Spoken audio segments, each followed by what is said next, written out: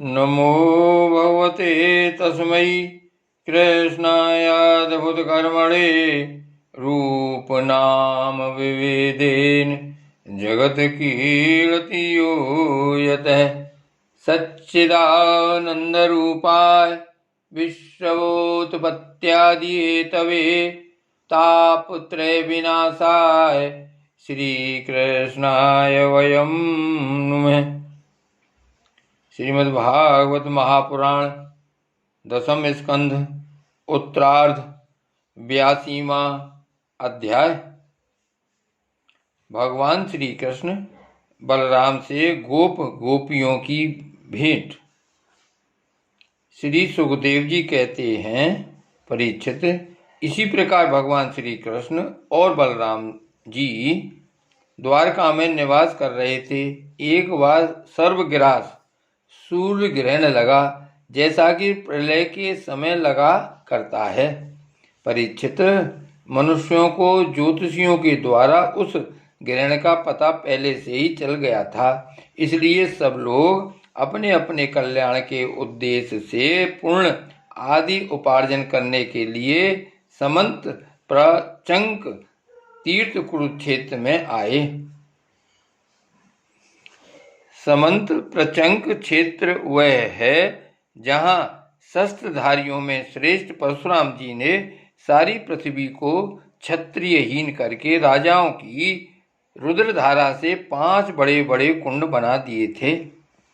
जैसे कोई साधारण मनुष्य अपने पाप की निवृत्ति के लिए प्रायश्चित करता है, वैसे ही सर्वशक्तिमान भगवान परशुराम ने अपने साथ कर्म का कुछ संबंध न होने पर भी लोक मर्यादा की रक्षा के लिए वहीं पर यज्ञ किया था। परीक्षित, इस महान तीर्थ यात्रा के अवसर पर भारतवर्ष के सभी प्रांतों की जनता कुरुक्षेत्र आई थी।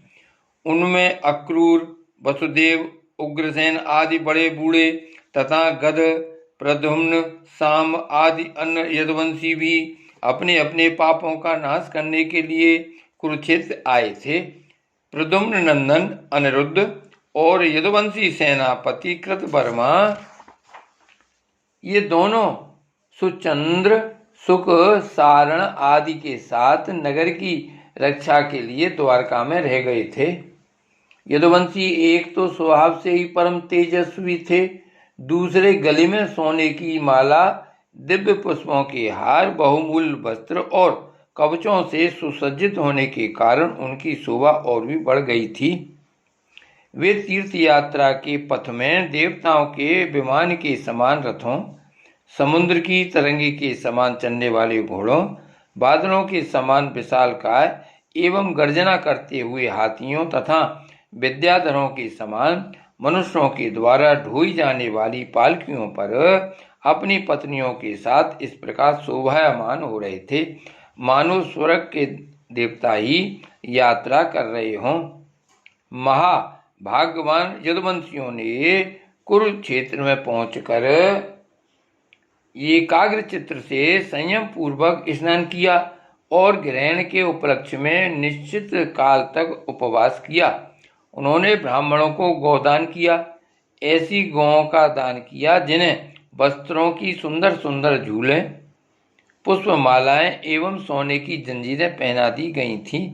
इसके बाद ग्रहण का मोक्ष हो जाने पर परशुराम जी के बनाए हुए कुंडों में यदुवंशियों ने विधि पूर्वक स्नान किया और सतपात्र ब्राह्मणों को सुंदर सुंदर पकवानों का भोजन कराया।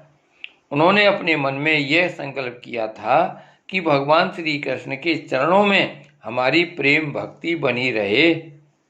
भगवान श्री कृष्ण को ही अपना आदर्श और इष्ट देव मानने वाले यदुवंशियों ने ब्राह्मणों से अनुमति लेकर तब स्वयं भोजन किया और फिर घनी एवं ठंडी छाया वाले वृक्षों के नीचे अपनी अपनी इच्छा के अनुसार डेरा डालकर ठहर गए।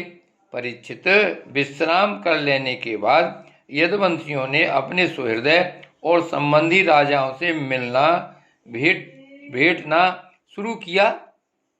वहाँ मत्स्य, उसी नगर, कौशल, विदर्भ, कुरु, संजय, काम्बोज, कैकई, मंद्र, कुंती, अनार्त, केरल एवं दूसरे अनेकों देशों के अपने पक्ष के तथा शत्रु पक्ष के सैकड़ों नरपति आए हुए थे। परीक्षित, इनके अतिरिक्त यदुवंशियों के परम हितैषी बंधु नंद आदि गोप तथा भगवान के दर्शन के लिए चिरकाल से उत्कंठित गोपियां भी वहां आई हुई थीं। यादवों ने इन सबको देखा। परीक्षित, एक दूसरे के दर्शन, मिलन और वार्तालाप से सभी को बड़ा आनंद हुआ। सभी के हृदय कमल एवं मुख कमल खिल गए। सभी के हृदय कमल एवं मुख कमल खिल उठे। सब एक दूसरे को भुजाओं में भरकर हृदय से लगाते। उनके नेत्रों से आंसुओं की झड़ी लग जाती। रोम रोम खिल उठता। प्रेम के आवेग से बोली बंद हो जाती और सबके सब आनंद समुद्र में डूबने उतराने लगते। पुरुषों की भांति स्त्रियां भी एक दूसरे को देखकर प्रेम और आनंद से भर गईं। वे अत्यंत सौहार्द, मंद मंद मुस्कान, परम पवित्र तिरछी चितवन से देख देख कर परस्पर भेंट अकबार भरने लगीं। वे अपनी भुजाओं में भरकर केसर लगे हुए बच्चे स्तरों को दूसरी स्त्रियों के बच्चे स्तरों से दबाती और अत्यंत आनंद का अनुभव करती। उस समय उनके नेत्रों से प्रेम के आंसू झलकने लगते। अवस्था आदि में छोटों ने बड़े बूढ़ों को प्रणाम किया और उन्होंने अपने से छोटों का प्रणाम स्वीकार किया। वे एक दूसरे का स्वागत करके तथा कुशल मंगल आदि पूछकर फिर श्री कृष्ण की मधुर लीलाएं आपस में कहने सुनने लगे। परीक्षित, कुंती, वसुदेव आदि अपने भाइयों बहनों, उनके पुत्रों, माता पिता, भाभियों और भगवान श्री कृष्ण को देखकर तथा उनसे बातचीत करके अपना सारा दुख भूल गईं। कुंती ने वसुदेव जी से कहा, भैया, मैं सचमुच बड़ी अभागिन हूँ। मेरी एक भी साध पूरी न हुई। आप जैसे साधु स्वभाव सज्जन भाई आपत्ति के समय मेरी सुध भी न लें, इससे बढ़कर दुख की बात क्या होगी। भैया, विधाता जिसके बाएं हो जाता है उसे स्वजन संबंधी, पुत्र और माता पिता भी भूल जाते हैं। इसमें आप लोगों का कोई दोष नहीं। वसुदेव जी ने कहा, बहन, उलाहना मत दो, हमसे बिलग न मानो। सभी मनुष्य दैव के खिलौने हैं। यह संपूर्ण लोक ईश्वर के बस में रहकर कर्म करता है और उसका फल भोगता है। बहन, कंस से सताए जाकर हम लोग इधर उधर अनेक दिशाओं में भगे हुए थे। अभी कुछ ही दिन हुए, ईश्वर कृपा से हम सब पुनः अपना स्थान प्राप्त कर सके हैं। श्री सुखदेव जी कहते हैं, परीक्षित, वहाँ जितने भी नरपति आए थे, वसुदेव, उग्रसेन आदि यदुवंशियों ने उनका खूब सम्मान सत्कार किया। वे सब भगवान श्री कृष्ण का दर्शन पाकर परमानंद और शांति का अनुभव करने लगे।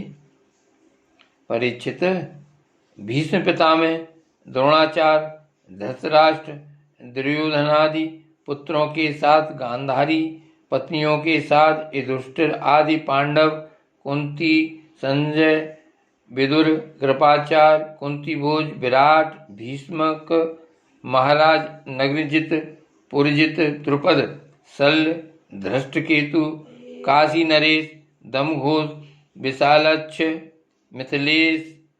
मिथिला नरेश, मद्र नरेश, केकय नरेश, युधामन्यु, सुशर्मा अपने पुत्रों के साथ वह लीक और दूसरे भी युधिष्ठिर के अनुयायी नरपति भगवान श्री कृष्ण का परम सुंदर श्री निकेतन विग्रह और उनकी रानियों को देखकर अत्यंत विस्मित हो गए।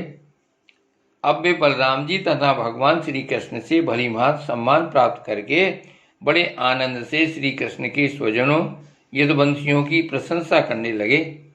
उन लोगों ने मुखतया उग्रसेन जी को संबोधित कर कहा, भोजराज उग्रसेन जी, सच पूछिए तो इस जगत के मनुष्यों में आप लोगों का जीवन ही सफल है, धन्य है, धन्य है। क्योंकि जिन श्री कृष्ण का दर्शन बड़े बड़े योगियों के लिए भी दुर्लभ है, उन्हीं को आप लोग नित्य निरंतर देखते रहते हैं। वेदों ने बड़े आदर के साथ भगवान श्री कृष्ण की कीर्ति का गान किया है। उनके चरण धोवन का जल गंगा जल, उनकी वाणी शास्त्र और उनकी कीर्ति इस जगत को अत्यंत पवित्र कर रही है। अभी हम लोगों के जीवन की ही बात है, समय के फेर से पृथ्वी का सारा सौभाग्य नष्ट हो चुका था, परंतु उनके चरण कमलों के स्पर्श से पृथ्वी में फिर समस्त शक्तियों का संचार हो गया और अब वह हमारी समस्त अभिलाषाओं मनोरथों को पूर्ण करने लगी। उग्रसेन जी, आप लोगों का श्री कृष्ण के साथ वैवाहिक एवं गोत्र संबंध है। यही नहीं, आप हर समय उनका दर्शन और स्पर्श प्राप्त करते रहते हैं, उनके साथ चलते हैं, बोलते हैं, सोते हैं, बैठते हैं और खाते पीते हैं। यूँ तो आप लोग गृहस्थी की झंझटों में फंसे रहते हैं, जो नरक का मार्ग है, परंतु आप लोगों के घर में सर्वव्यापक विष्णु भगवान मूर्तिमान रूप से निवास करते हैं, जिनके दर्शन मात्र से स्वर्ग और मोक्ष तक की अभिलाषा मिट जाती है। श्री सुखदेव जी कहते हैं, परीक्षित, जब नंद बाबा को यह बात मालूम हुई कि श्री कृष्ण आदि यदुवंशी कुरुक्षेत्र में आए हुए हैं, तब वे गोपों के साथ अपनी सारी सामग्री गाड़ियों पर लादकर अपने प्रिय पुत्र श्री कृष्ण बलराम आदि को देखने के लिए वहां आए। नंद आदि गोपों को देखकर सबके सब यदुवंशी आनंद से भर गए। वे इस प्रकार उठ खड़े हुए मानो मृत शरीर में प्राणों का संचार हो गया हो।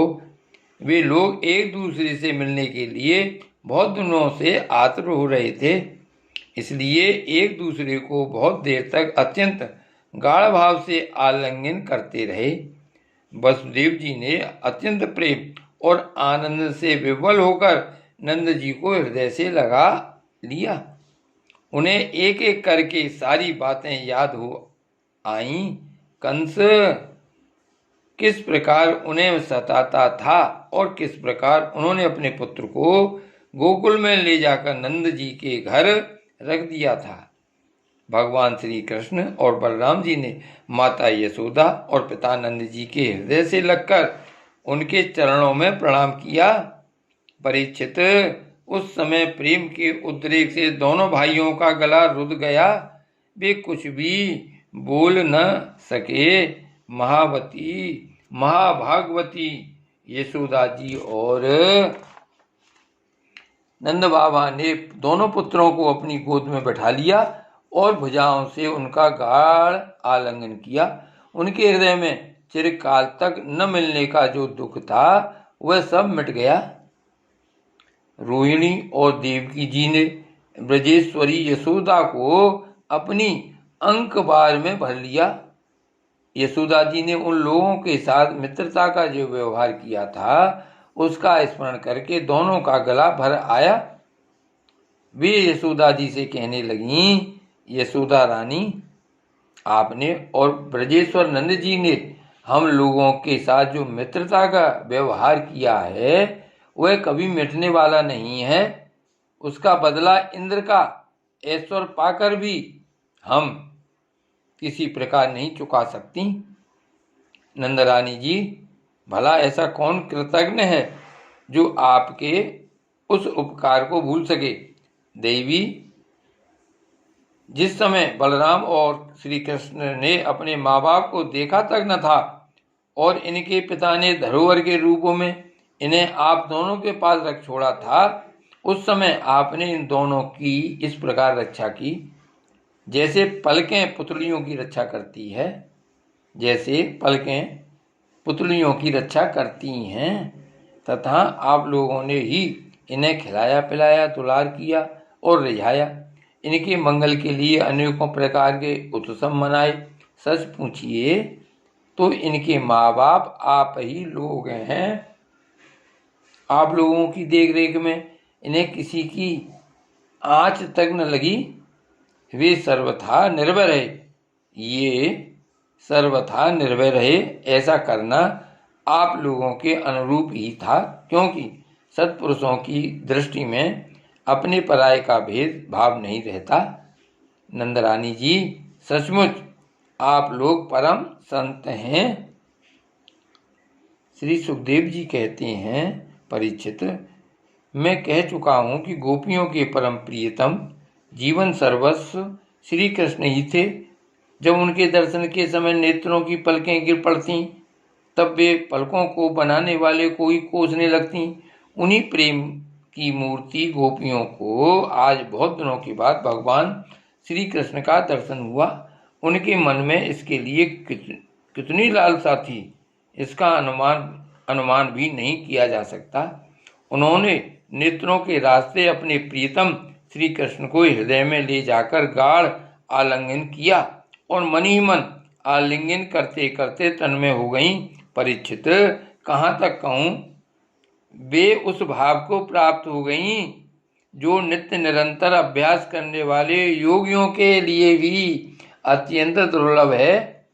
जब भगवान श्री कृष्ण ने देखा कि गोपियां मुझसे तादात्म्य हो जब भगवान श्री कृष्ण ने देखा कि गोपियां मुझसे तादात्म्य को प्राप्त एक हो रही हैं, तब वे एकांत में उनके पास गए, उनको हृदय से लगाया, कुशल मंगल पूछा और हंसते हुए यूं बोले, सखियों, हम लोग अपने स्वजन संबंधियों का काम करने के लिए ब्रज से बाहर चले आए और इस प्रकार तुम्हारी जैसी प्रियसियों को छोड़कर हम शत्रुओं का विनाश करने में उलझ गए।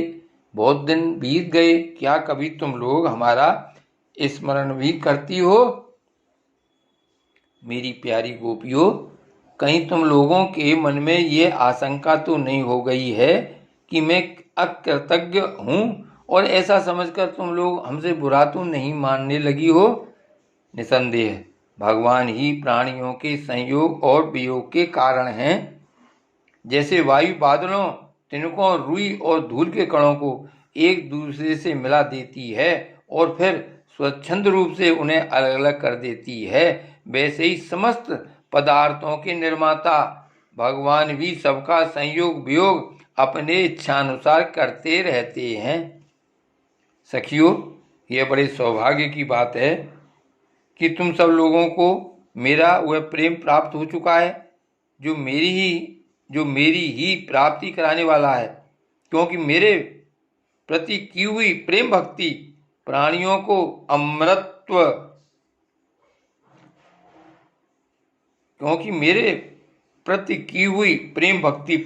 को अमृतत्व परमानंद धाम प्रदान करने में समर्थ है। प्यारी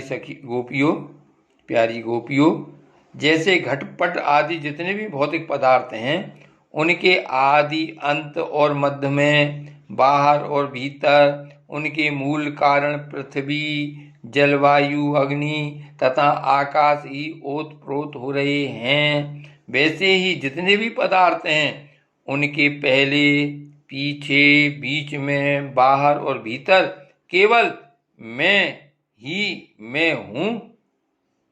इसी प्रकार सभी प्राणियों के शरीर में यही पांचों भूत कारण रूप से स्थित हैं और आत्मा भोक्ता के रूप से अथवा जीव के रूप से स्थित है, परंतु मैं इन दोनों से परे अविनाशी सत्य हूँ। ये दोनों मेरे ही अंदर प्रतीत हो रहे हैं, तुम लोग ऐसा अनुभव करो। श्री सुखदेव जी कहते हैं, परीक्षित, भगवान श्री कृष्ण ने इस प्रकार गोपियों को आध्यात्म ज्ञान की शिक्षा से शिक्षित किया। उसी उपदेश के बार बार स्मरण से गोपियों का जीव कोश लिंग शरीर नष्ट हो गया और वे भगवान से एक हो गईं, भगवान को ही सदा सर्वदा के लिए प्राप्त हो गईं। उन्होंने कहा, हे कमल नाभ, अगाध बोध संपन्न बड़े बड़े योगेश्वर अपने हृदय कमल में आपके चरण कमलों का चिंतन करते रहते हैं। जो लोग संसार के कुएं में गिरे हुए हैं, उन्हें उससे निकलने के लिए आपके चरण कमल ही एकमात्र अवलंबन हैं। प्रभु, आप ऐसी कृपा कीजिए कि आपका वह चरण कमल घर गृहस्थ के काम करते रहने पर भी सदा सर्वदा हमारे हृदय में विराजमान रहे। हम एक क्षण के लिए भी उसे न भूलें। श्री गोवर्धन नाथ की जय। श्री गोपी जन वल्लभा